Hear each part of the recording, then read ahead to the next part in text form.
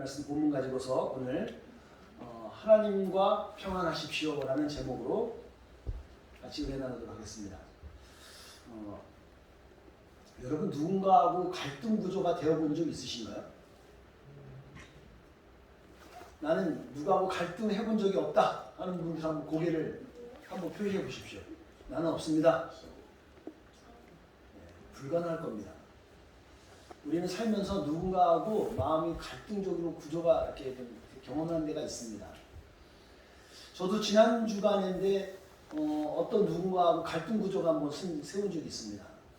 힘들어요. 갈등 구조가 들어가면 온갖 생각들이 막 난잡한 생각들이 막 혼잡한 생각들이 막 생기게 됩니다. 여러분들 그 갈등을 어떻게 해결하시나요? 가만히 냅두면 해결되는지 모르겠어요. 근데 그 갈등의 깊이를 쏙 들어가 보니까 결국은 제가 주인이더라고요. 그러니까 왜 내 생각을 모르는 거지? 나를 왜 이해 못 해주지? 이거였어요. 근데 이 얘기를 제가 풀어보려고 상대편에게 가봤더니 상대편도 그 주장이더라고요. 이럴 때는 우리가 어떻게 풀어야 되죠? 여러분 갈등이 있는 상태에서 유지되면 불편해요. 여러분의 삶이 그렇게 윤택하지 못합니다. 갈등을 풀어야 되는 거죠.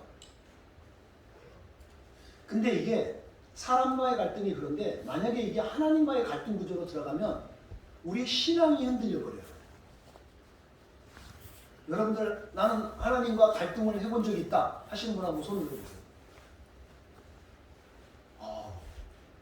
나는 그렇게 갈등해 본 적이 없다 한번 손 들어보세요. 이것도 저것도 아닌 분들은 그냥 제가 어떻게 해서 그래야 돼 이거를. 여러분 하나님과 갈등하는 적이 있어요. 저는 우리 하나님이 어떻게 하나님인데 그럴 수 있냐고 막 따진 적이 있어요. 희한하죠? 예수님 믿는 것도 자기 성격과 성품 따라서 틀려요.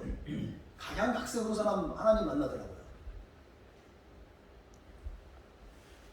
오늘 말씀 가운데서 하나님과의 갈등이 원만히 해결되어지는 은혜가 있기를 주님으로 축복합니다.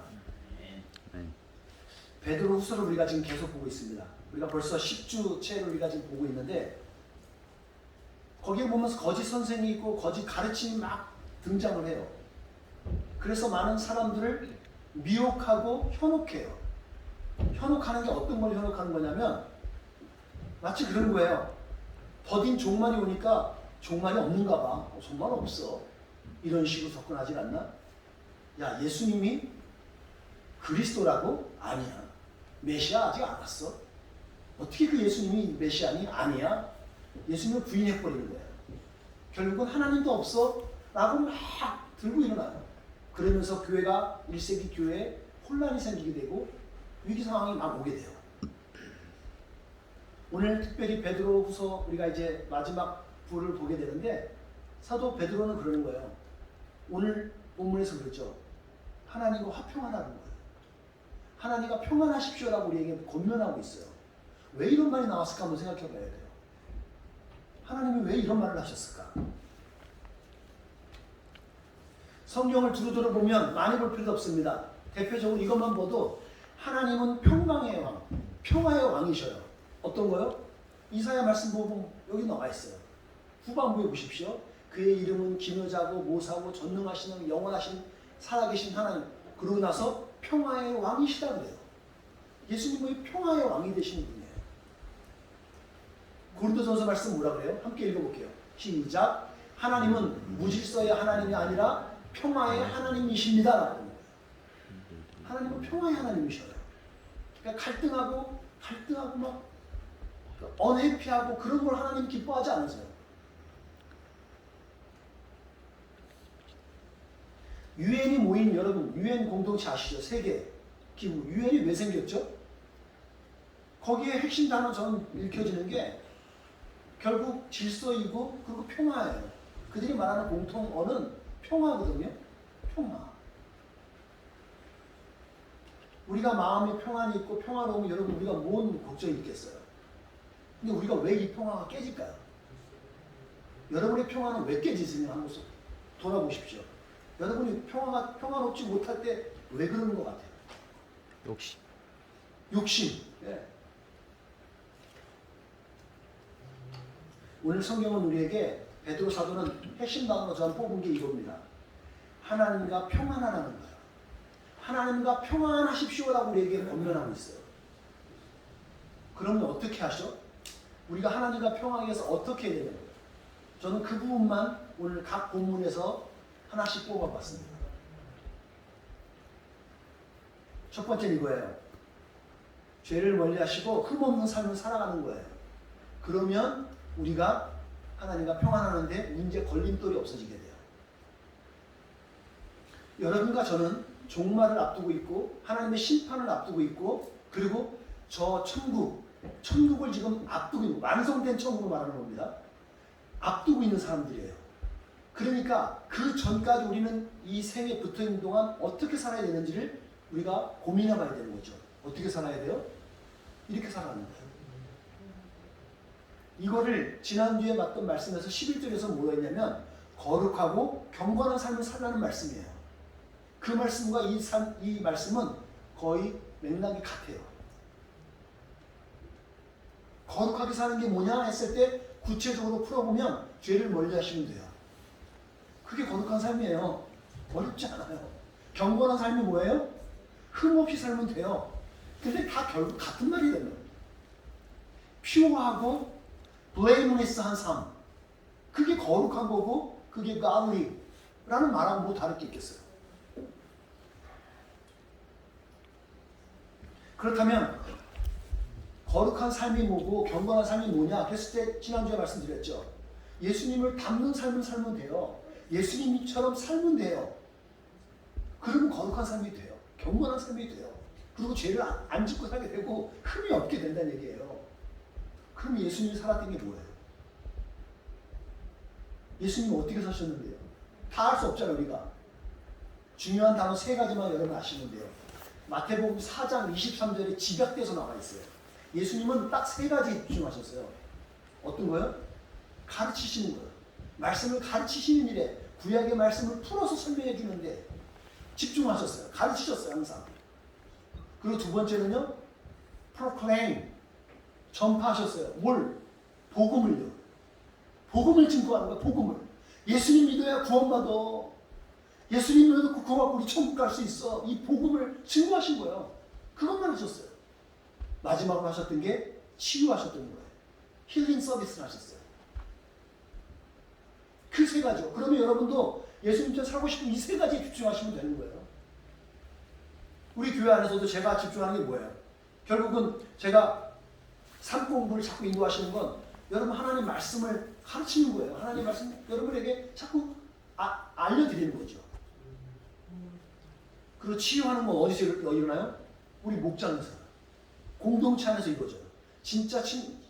전 진짜 치료의 치유는요, 가정에서 있는 것 같아요.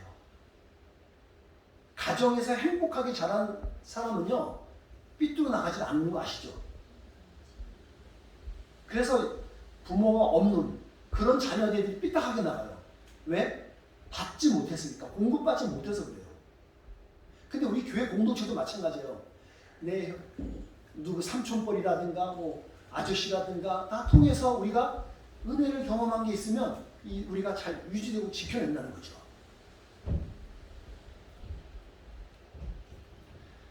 자, 그러면 우리가 이 말씀 한번 같이 보실까요? 이 말씀 한번 보이시죠? 같이 읽어볼게요.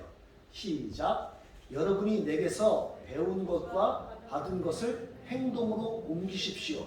그러면 평화의 하나님께서 여러분과 함께 할 것입니다. 그러니까 하나님과 평화하기 원하시면 이 조건을 좀 따라주셔야 돼요. 나는 하나님과 평화하기 원합니다. 아멘. 아멘. 그렇다면 이 말씀 여러분 귀에 담으셔야 돼요. 하나님께서 주신 것을 배운 것 있죠? 그리고 주님께 받은 것을 여러분이 행동으로 옮길 필요가 있으세요.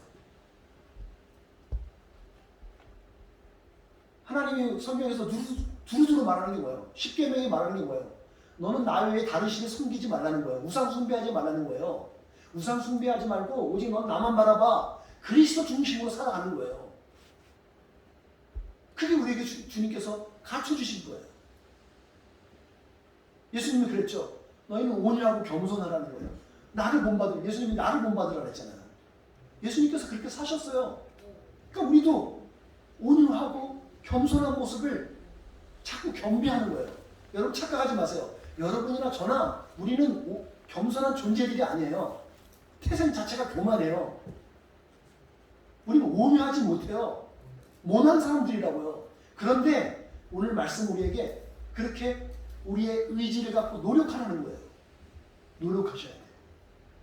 내 꼬라지가 그러니까 나는 안 되지만 하나님 말씀에 의지해서 노력하시는 거구나. 한 스텝씩 자꾸 노력하시는 거죠. 그리고 주님께서 우리에게 새 계명으로 알려주신 게 있어요. 가르쳐 주신 게 있다고요. 어떤 거요? 새 계명을 너희에게 주노니 너희는 서로 사랑하라. Love each other. 여러분 사랑은 서로 하는 거예요. 한쪽만 사랑하면요 일방적인 사랑, 온전한 사랑이 못 된다고요. 서로 사랑하세요. 저는 그런 의미에서 우리 교회가 사랑을 나눠줄 수 있는 교회가 되기를 바랍니다. 사랑을 막 갈급하고 요구하는 게 아니라 사랑을 나눌 수 있는 교회 공동체 되기를 소원합니다. 좀 바보 같아도 내가 좀 손해보는 것 같아도 우리가 사랑을 나눠줄 수 있는 사람이 되었으면 좋겠어요. 그게 예수님이 우리에게 보여줬던 거니까. 예수님처럼 살아보자는 거죠. 그렇게 되면 여러분 평안하게 사실 수 있어요. 두 번째는요. 15절의 말씀을 중심으로 해서 오래 참으심으로 받은 구원을 기억하시면 돼요. 여러분과 제가 받은 구원은 하나님께서 오래 참으셔갖고 이게 성사된 거예요. 저는 정말 저 자신을 봐도 알아요. 하나님 저를 얼마나 참으셨을까? 저의 과거를 돌아보면 제가 26살 되는 해 저까지 고등학교 때부터 그때까지는 저는 하나님 앞에서 벌을 받아도 마땅할 정도로 죄를 많이 졌어요. 저는 그 상태로 보면 하나님께 온전한 사람은 못 돼요. 근데 하나님께서 기다려주셨어요. 돌아오기까지 기다려줬던 그 하나님을 저는 만났어요. 여러분의 삶도 마찬가지예요. 지금 가만히 있는 것 같지만 하나님이 오래 참으시는 게 있다는 거예요. 우리가 소위 말해서 주제 파악을 할 줄 알아야 돼요. 우리가 어떤 존재인지를 아셔야 돼요. 우리가 얼마나 큰 죄인인지를 아셔야 된다고요. 그걸 알고 나면 우리가 어떻게 고백할 수 있냐면 하나님께서 오래 참으심으로 나를 구원했다는 그 존재다. 그 하나님을 알 때 우리가 그 하나님으로 인해서 감사 속에서 평안할 수 있는 거예요. 그 대표적인 사람이 누구냐면 우리가 흔히 알고 있는 사도 바울이에요. 사도 바울은요. 예수님 얼굴 본 적도 없어요. 근데 예수님을 핍박해요. 예수님 믿는 사람들을 핍박하고 다녀요. 그러면서 막 죽이고 다니고 감옥에 막 쳐넣고 그러고 다녔던 사람이에요. 괴수 중에 죄수라나? 예, 그랬던 사람이에요. 근데 그가 나중에 고백하죠. 하나님이 나를 인내하시고 기다려서 자기를 구원해줬다고. 사도 바울이 대표적으로 우리에게 고백하는 얘기인 거죠. 여러분 기억하십시오. 우리는 하나님의 은혜로 구원받은 사람들이에요. 그 구원을 알잖아요. 그러면 우리는 하나님과 평안하는 게 무난할 수 있어요. 마지막이죠. 세 번째요. 오늘 16절에 보게 되면 후반부에 유독 우리 눈에 띈 단어가 있습니다. 여차저차해서 무식하고 믿음이 없는 사람들이 그런다 그래요. 여기서 말하는 무식이 뭐예요? 하나님을 아는 지식이요. 하나님을 모르는 걸 무식하다고 오늘 말하고 있어요. 그렇다면 반대말로 유식이 무슨 뜻이죠? 유식이 뭐예요? 지식이 있는 거를 유식하다 그러잖아요. 제가 여러분에게 한번 정의 한번 드릴게요. 유식한 사람은 우리가 어떤 사람을 보고 우리가 유식한 사람이라고 말을 할까요? 우린 그럴 거예요. 많은 것을 아는 사람이 유식하다 그러죠. 그런데 성경적 관점에서 보게 되면요. 포인트 하나 있습니다. 모르는 것이 무엇인지를 알고 있는 사람이 유식한 거예요. 내가 뭘 모르고 있는지를 아는 사람이 유식한 거라고요. 그럼 반대로 무식한 사람은 누구예요? 내가 뭘 모르는지를 모르고 있어요. 그게 무식한 거예요. 그래서 유식한 사람은 겸손한 사람이에요. 여러분들 주위에서 잘 돌아보세요. 더 학식이 있고 덕이 있고 하는 사람들 보통 통상적으로 겸손하세요. 그런데 뭔가 조금 아는 사람들이 나대죠. 교만해요. 대표적인 게 교만한 사람들이 불러들이는 현상 하나 뭐냐면 화를 불러요. 겸손한 사람들은요 복을 부르는 거 아시죠? 자세히 관찰해 보세요. 여러분 살면서 겸손한 사람에게 복이 있어요. 오늘 성경을 통해서 우리가 하나 알아야 될 거는 하나님과 평화하기 원하신다면 여러분들 기억하실 게 있어요. 하나님을 아는 지식이 있으셔야 돼요. 유식하셔야 된다. 유식하셔야 돼요. 그리고 믿음이 있으셔야 돼요. 성경은 우리에게 이렇게 말해요. 하나님을 아는 것이 지혜의 근본이라고 그래요. 그 말은 뭐예요? 하나님을 모르면 무식한 거고 미련한 거예요. 지혜롭지 못하다는 얘기니까. 하나님을 아셔야 돼요. 믿음이 없으면 하나님 아는 지식이 없는 거잖아요. 그러면 그런 사람들이 어떻게 하냐고 했을 때 오늘 베드로를 하나 지적하는 게 있어요. 그러면 성경을 잘못 해석한다는 거예요. 여러분 오늘 내 두 눈으로 분명히 읽었던 단어인데 같은 문장이 같이 읽었는데 잘못 해석을 해요. 왜요? 자기 사사로이 풀어간다는 거예요. 내가 아는 지식이 한계에서 내가 아는 정보에 의해서 한계에 의해서 해석하는 거예요. 여러분 한번 생각해 보세요. 개미가 있다고 했어요. 생각해 보세요.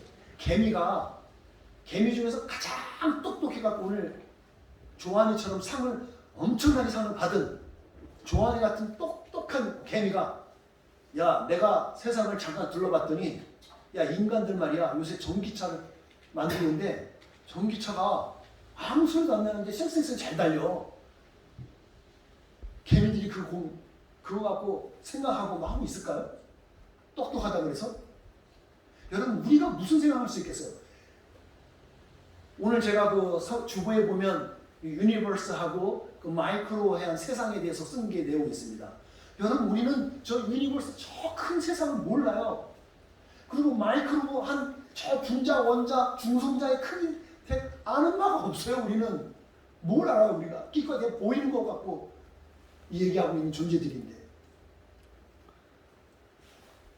그거를 우리가 얼마나 무지한 존재를 아는 게 유식한 거라고요. 그러면 하나님이 위대하신 우리가 금방 알 수 있죠. 저 우주를 창조하신 분이요. 그분이 나의 하나님, 우리 하나님이라고요. 이걸 아는 게 지혜로운 거라잖아.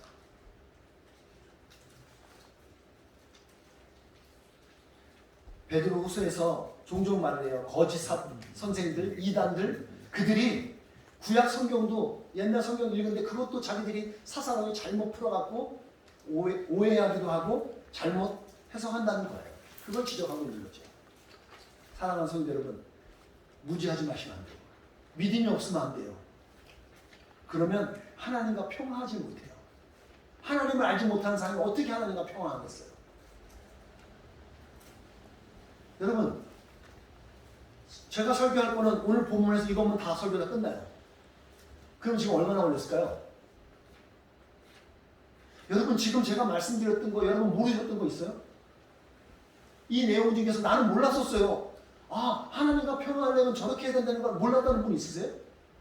대충은 알지 않겠어요? 왜 우리는 하나님과 평화하고 싶고 평화하는 방법도 아는데 안 되죠? 저는 이 질문을 던져봤어요. 왜 안 되죠? 왜 하나님과 화평하지 못해요? 대표적인 현상은 베드로의 경험을 통해서 알 수 있어요. 베드로의 삶을 통해서 알 수 있어요. 여러분에게 퀴즈 하나 내보겠습니다. 자, 사도 베드로입니다. 사도 베드로가 그 삶 가운데서 가장 후회했던 것 3가지 한번 뽑아낼 수 있는 분. 뽑아내신 분 있으면 상을 드릴게요. 가장 후회했던 것 첫 번째 3가지가 있는데 용감하게 말씀해 보세요. 말을 하는데 있어야 떠오르는 말이? 여러분 이거 같아요. 사도 베드로가 갈릴리 호수에서 예수님께서 물 위를 걸을 때 있었잖아요. 그때 계속 믿어갖고 물을 계속 걸어갈 걸.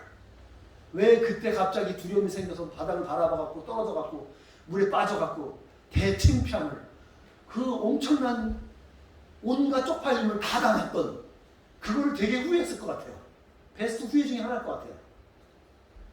그냥 그때 그냥 끝까지 믿고 걸어갈 걸. 그러면 자기 예수님처럼 물 위를 걸었던 한 사람, 하나님의 사람으로 좀 가오 좀 잡고 뿌듯했을 것 같은데 그럴싸하지 않아요?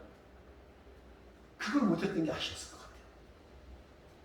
여러분 성경에 나와 있지 않는 거예요. 뽑아낸 겁니다. 두 번째, 여러분 다 아실 거예요. 이거는 뭐요? 예수님을 3번 부인했던 거. 평생 죽을 때까지 아마 후회했을 거예요. 차라리 내가 그때 예수님 안다고 그냥 죽어버릴 걸. 그냥 멋지게 죽을 걸.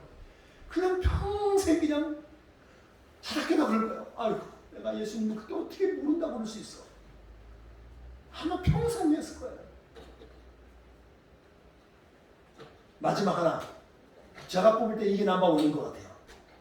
여러분 대부분이 모르실 거예요, 아마. 이거. 하지만 여러분 기억해 보십시오. 갈라디아서 2장 11절부터 16절에 나와 있는 사건이 하나 있습니다.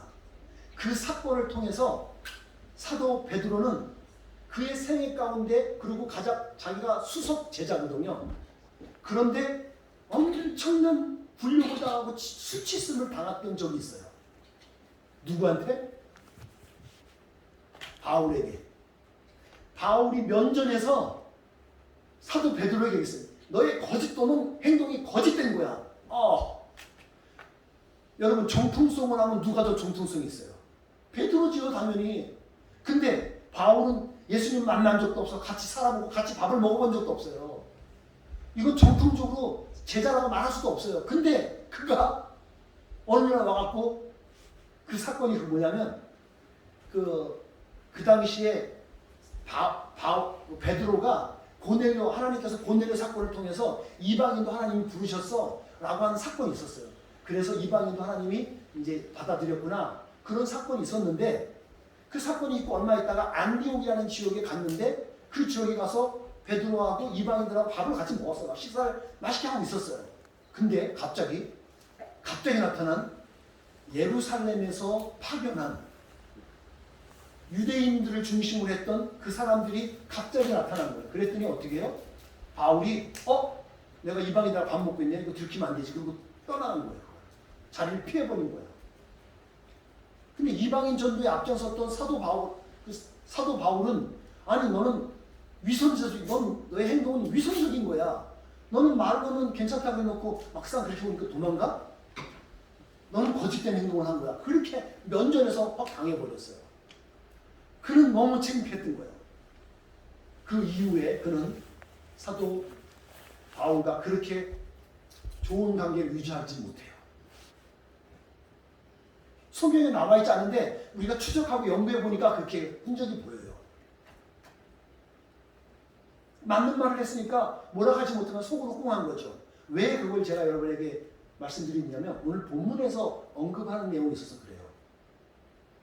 본문 16절에서 말하게 되면 그 사도 바울을 용납하는 내용이 나와요. 사도 바울을 인정하는 부분이 나오게 돼요. 자, 보세요. 베드로전서는 AD 64년경에 쓰여졌다고 우리 학자들이 말을 해요. 후서는 67년, 그래서 68년 아마 초반에 쓰여졌을 거다.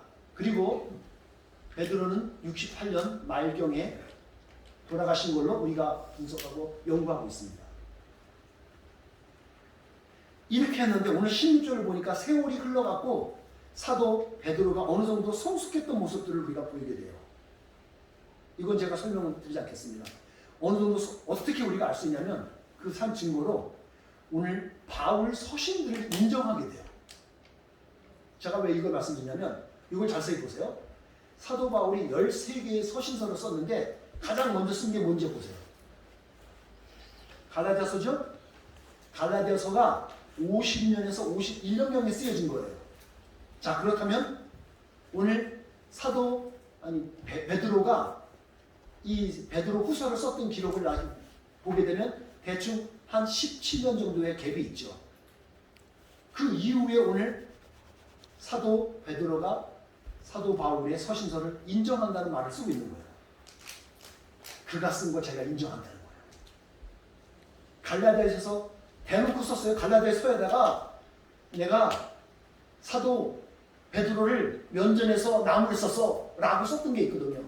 근데 그 당시에 그게 회람용으로 모든 지역의 그리스도인들에게 돌아다니면서 편지가 읽혀지고 있었어요. 여러분 생각해 보세요. 베드로 입장에서 어떻겠어요? 갈등 구조가 될까요? 안 될까요? 속으로 말은 못하더라도 저것이 그랬을 거예요. 근데 그가 인생에 지나가는 말미가 되면서 이제 죽음을 앞이 얼마 안 됐을 때 그는 깨달은 거예요. 그러면서 그를 용납하면서 화해하게 되는 거죠. 그런 그가 오늘 본문에서 여러분은 하나님과 평화하십시오. 자기는 평화하지 못하고 갈등 구조에 있으면서 말할 수 없겠죠. 그는 경험했던 것 같아요.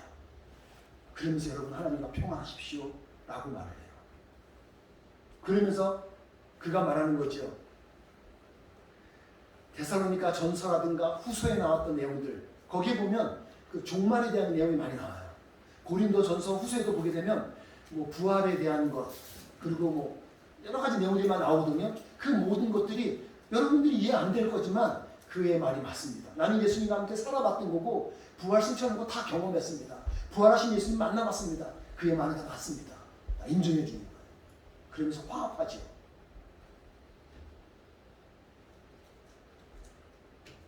여러분 하나님과 평안을 경험한 베드로가 깨어졌던 관계를 회복했던 내용들을 우리가 볼 수 있는 내용들이 오늘 본문에 숨어있던 거였어요. 여러분 혹시 여러분 가로막혔던 관계들 있으세요? 한번 돌아보십시오. 저는 여러분에게 도전합니다. 그 관계 계속 묶어두지 마시고 가능하면 한번 풀어주세요. 은혜 안에서 푸는 은혜가 있길 바랍니다. 왜냐하면 이 말씀들을 우리가 보시면 알아요. 같이 읽어보겠습니다. 시작. 그러므로 우리는 그리스도를 대신하여 일하는 대사입니다. 하나님께서는 우리를 시켜 여러분을 구하십니다. 이제 그리스도를 대신하여 여러분에게 권합니다. 하나님과 화목하십시오. 하나님과 화목하십시오. 하나님을 경험하시고 만나시는 분들 마지막으로 한번 더 읽어볼게요. 시작. 예수 그리스도는 십자가에 달려 죽으심으로 유대인과 이방인 사이에 가로막힌 벽을 허물어뜨리셨습니다. 이 둘은 하나가 되게 함으로써 이 둘은 모두 하나님과 화목하게 되기를 바라셨습니다. 이것이 주님이 우리에게 주신 말씀이기도 해요. 사랑하는 성도 여러분, 하나님과 화목하셔서 거룩한 삶을 살아내시기를 주님의 축복합니다. 아멘. 그래서 주께서 주시는 그 구원의 은혜를 누리시는 한 주간, 그리고 천국 소망 중에서 살아내는 그 한 주간 되어지기를 주님의 축복합니다.